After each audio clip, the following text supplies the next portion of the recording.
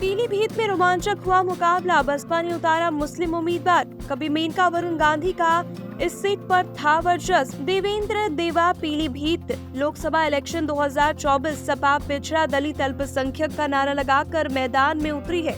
दूसरी ओर बसपा ने मुस्लिम प्रत्याशी देकर चुनावी लड़ाई को रोचक कर दिया। अब दोनों दलों के नेता मुस्लिम मतदाताओं के बीच पैक्ट बनाने की जुगत में लगे हुए हैं। दोनों दलों ने मुस्लिम बहुल क्षेत्रों में बैठकें बढ़ा दी है। जातिगत समीकरण साधने के प्रयास भी हो रहे हैं। दांव-पेच के बाद संसदीय क्षेत्र में चुनावी लड़ाई रोचक होती दिख रही है। पीलीभीत लोकसभा क्षेत्र में तराई जेल के चारों विधानसभा क्षेत्र पीलीभीत शहर, बरखेड़ा, बिसलपुर तथा पूरनपुर के अलावा बरेली जनपद की बहेड़ी विधानसभा भी शामिल है। पांचों विधानसभा क्षेत्रों में मुस्लिम मतदाताओं की संख्या कुल मतदाताओं के लगभग 30% है। इसके अलावा संसदीय क्षेत्र में लोध, किसान, कुर्मी, दलित मतदाताओं की संख्या भी ठीक है। संसदीय सीट पर विगत 35 वर्ष से पूर्व केंद्रीय मंत्री सांसद मेनका गांधी तथा उनके पुत्र सांसद वरुण गांधी का वर्चस्व रहा है।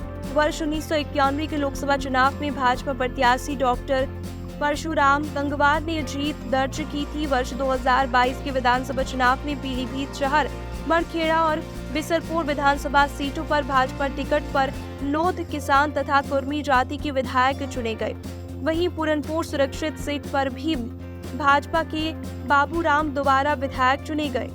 बरेली की बहेड़ी विधानसभा सीट पर समाजवादी पार्टी के अता रहमान ने जीत हासिल की थी। विधानसभा चुनाव के नतीजों को ध्यान में रखकर ही समाजवादी पार्टी ने इस बार लोकसभा चुनाव में पिछड़े दलित और अल्पसंख्यक के भरोसे चुनावी बैतरनी पार करने की रणनीति बनाई, जिसके तहत समाजवादी पार्टी अलाकमान ने बरेली के नवाबगंज विधानसभा सीट से पूर्व मंत्री भगवत सरन गंगवार को प्रत्याशी घोषित किया है। पार्टी पिछड़ा दलित और अल्पसंख्यक मतों पर ध्यान दे रही है। दूसरी ओर बहुजन समाज पार्टी पूर्व मंत्री अनीश अहमद खान उर्फ फूल बाबू को प्रत्याशी चुकी है। हालांकि समाजवादी पार्टी के नेता कहते हैं कि इससे कोई फर्क नहीं पड़ेगा। बड़ी संख्या में मुस्लिम मतदाता पार्टी से जुड़े रहे हैं। इसे ध्यान में रखते हुए जिले में पार्टी ने मुस्लिम नेताओं को नेतृत्व सौंपा था। दूसरी ओर बहुजन समाज पार्टी के नेता मानते हैं कि पूर्व मंत्री अनीस अहमद के प्रत्याशी होने से लाभ मिलेगा। मुस्लिम और बसपा के आधार वोट बैंक अनुसूचित जाति के मतदाताओं को साथ लेकर चुनाव की ओर बढ़ा जाएगा।